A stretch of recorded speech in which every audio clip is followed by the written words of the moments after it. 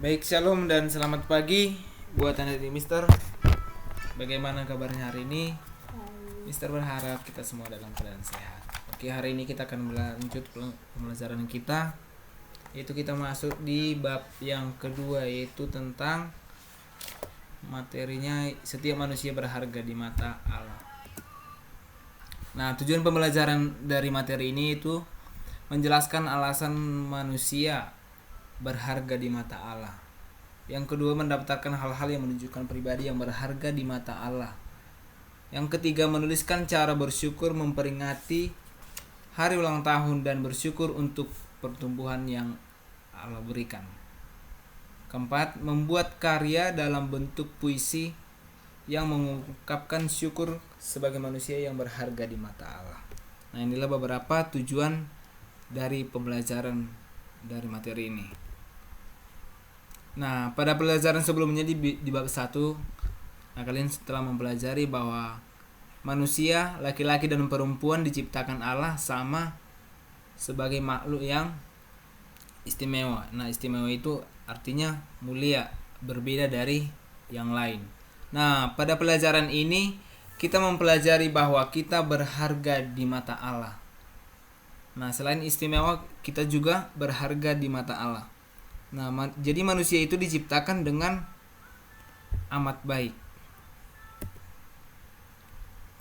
Selanjutnya, nah di dalam Kejadian 1 ayat 26 bagian A dikatakan setiap manusia termasuk kalian yang diciptakan oleh Allah menurut gambar dan rupa Allah. Nah, itulah yang tertulis dalam Kejadian 1 ayat yang 26. Jadi diciptakan oleh Allah menurut gambar dan rupanya. Menurut gambar dan rupa Allah. Nah, tahukah kalian mengapa manusia berharga di mata Allah? Nah, kalian telah belajar pada pelajaran 1, yaitu bahwa yang dimaksud dengan menurut gambar dan rupa Allah itu bukanlah berarti wajah fisiknya sama dengan Allah, tetapi ada perbedaan. Di sini kita akan membahas. Nah, bukan juga berarti bahwa bentuk mata dan bibir kalian sama dengan bentuk mata dan bibir Allah. Kemudian juga hidungnya, pipi, telinga, kaki, tangan, warna kulit, tinggi badan dan bentuk tubuh kalian pun tidak berarti sama dengan hidung, pipi, telinga, kaki, tangan dan bentuk tubuh Allah. Jadi ada perbedaan. Karena manusia itu pun walaupun kembar tetapi ada juga perbedaannya. Pasti ada perbedaannya. Nah, ketika Allah menjadikan manusia menurut gambar dan rupanya, manusia bagaikan cermin yang dapat memperlihatkan sifat baik dalam manusia. Sifat baik Allah dalam manusia.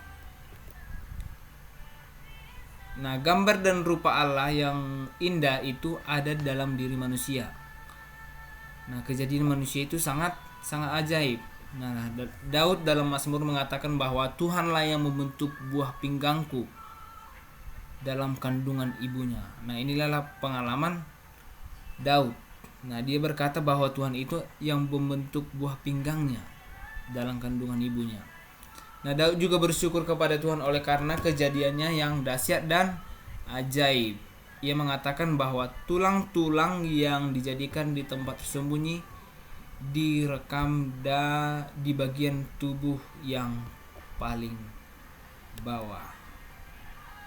Jadi Tuhan melihat Daud itu selagi dia masih dalam kandungan ibunya. Jadi ungkapan Daud ini menyadarkan kalian bahwa Tuhan sangat berperan dalam pembentukan bakal bayi atau calon bayi dan ketika lahir ke bumi.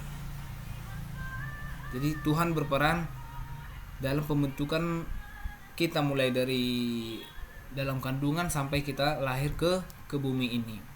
Nah, jadi tidak ada yang salah ketika bayi lahir baik dalam keadaan sempurna atau tidak sempurna. Jadi tidak ada yang salah. Walaupun kelahirannya tidak sempurna, tetapi di mata Allah itu sempurna. Nah, jadi maksudnya adalah kalian diciptakan dengan sifat-sifat yang baik yang dimiliki oleh Allah. Nah, jadi semuanya berharga di mata Allah. Semua yang diciptakan Tuhan dengan amat baik, dengan sifat-sifat yang baik untuk melakukan kehendak Allah. Itu yang tertulis di dalam Kejadian 1 ayat 31a.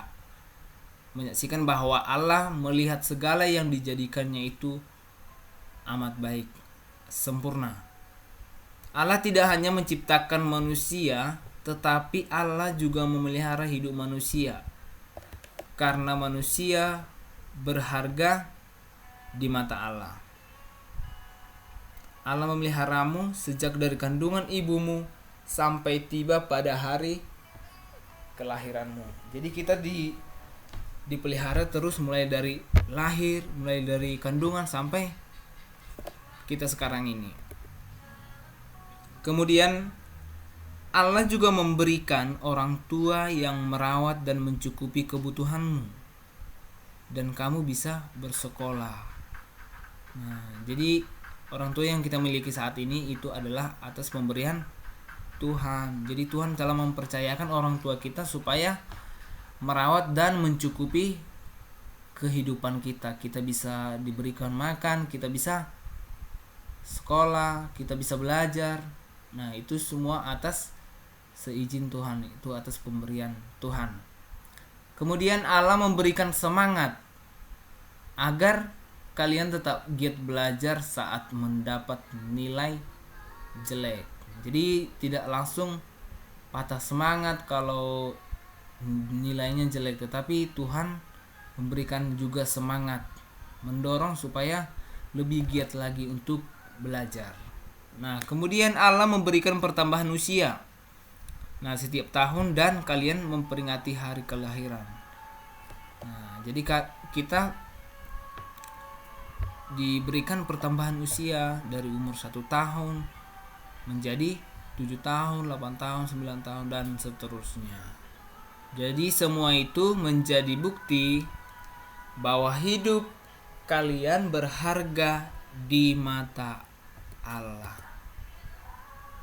Nah, bagaimana dengan teman-temanmu atau mereka yang berkebutuhan khusus? Nah, semua orang yang berkebutuhan khusus adalah pribadi yang segambar dan serupa dengan Allah, apa yang seperti sejak lahir atau karena suatu sebab, dan setelah mengalami kecelakaan mereka juga berharga di mata Allah.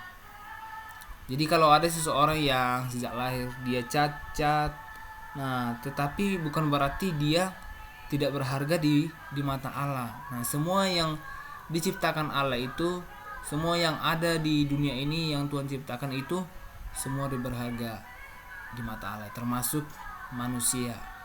Nah, bagi Allah yang utama adalah rohani, sifat rohani dan kepribadian yang baik dari manusia.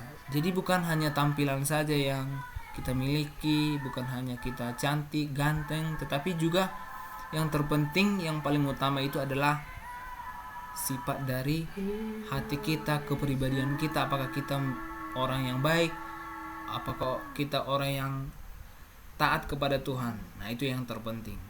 Nah, apapun kondisi kita sejak dilahirkan, nah ia ada dalam rencana baik. Kita menyaksikan, sebab firman Tuhan berkata, sebab aku ingin mengetahui rancangan-rancangan apa yang ada padaku mengenai kamu. Nah, demikianlah firman Tuhan, yaitu rancangan damai sejahtera dan bukan rancangan kecelakaan. Jadi rancangan Tuhan itu adalah rancangan damai sejahtera, rancangan yang memberikan kedamaian bagi kita, bukan rancangan kecelakaan, untuk memberikan kepadamu hari depan yang penuh harapan. Jadi teks ini menjadi bukti bahwa Allah sungguh mengasihi semua manusia dengan merancang masa depan yang baik, termasuk untuk mereka yang berkebutuhan khusus. Allah menyayangi manusia bukan berdasarkan kondisi fisik tubuhnya. Nah, jadi bukan kalau kita di bagus, sempurna tubuh kita itu yang disayangi Tuhan, bukan. Tetapi kita semua, baik yang kondisi fisiknya kurang lengkap atau kurang sempurna, tetapi kita semua disayangi oleh Allah. Allah memberi bukti yang lain bahwa manusia ciptaannya sungguh berharga di matanya dengan menganugerahkan anaknya yang tunggal, yaitu Yesus Kristus. Nah, dari sinilah kita tahu bahwa kita itu berharga di mata Allah. Dia rela disalibkan di kayu salib untuk menebus dosa-dosa kita. Jadi dosa-dosa kita sudah dibayar lunas oleh Tuhan Yesus yang rela mati disalibkan di kayu salib untuk kita bisa menjadi orang yang selamat. Nah, Injil Yohanes 31 ayat 6 menuliskan, karena begitu besar kasih Allah akan dunia ini sehingga ia telah mengaruniakan anaknya yang tunggal, supaya setiap orang yang percaya kepadanya tidak binasa melainkan beroleh hidup yang kekal. Ini bukti bahwa mereka yang berkebutuhan khusus juga berharga di mata Allah, karena mereka juga memperoleh keselamatan tanpa terkecuali saat menerima Tuhan Yesus sebagai juru selamat. Jadi kalau sudah menerima Tuhan Yesus sebagai juru selamat, nah walaupun dia kondisi tubuhnya nggak sempurna, cacat, tetapi semua keberadaan hidupnya pasti akan Tuhan terima. Nah, demikian pembelajaran kita hari ini. Sampai di sini aja dulu. Nah, untuk menjadi tugasnya hari ini, coba buka bukunya halaman 17. Nah, di situ ada dua tabel. Nah, di situ ada teks Alkitab. Di situ kan nomor 1 sampai 5. Kejadian 1 ayat 26a. Nah, di situ sampingnya lagi bukti hidupku berharga di mata Allah. Nah, dikerjakan Kejadian 1 ayat 26a. Apa kira-kira isinya di situ? Bukti hidupku berharga di mata Allah. Nah, dari Kejadian 1 ayat 26 ini buatlah kesimpulannya. Di mana letak berharganya di mata Allah hidupmu? Kemudian di nomor 2 seterusnya sampai nomor 5.